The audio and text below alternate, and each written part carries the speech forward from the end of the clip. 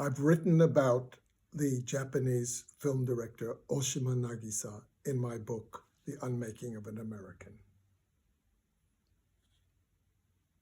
And I'd like to quote to you something he said to me in 1985, which is very telling about his notion of filmmaking.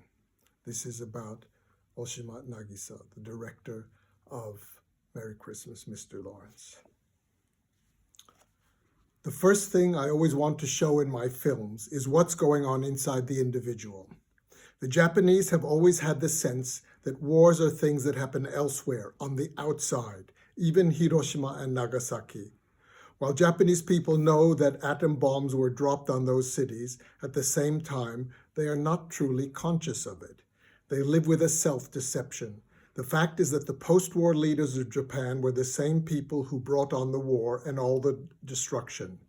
I am often asked when I'm overseas about the reaction to Merry Christmas, Mr. Lawrence in Japan.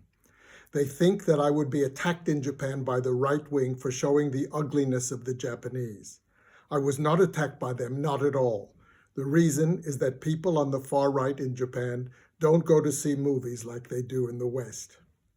When I made In the Realm of the Senses, that's Ai no Korida, I wanted to show everything possible that happens between a man and a woman.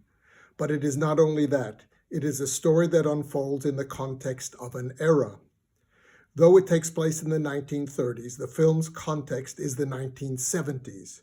With Merry Christmas, Mr. Lawrence, the story may take place in the 1940s, but the film is about the 1980s. You see, we view the past through the prism of our own era. I don't make so-called period films. My films are about now.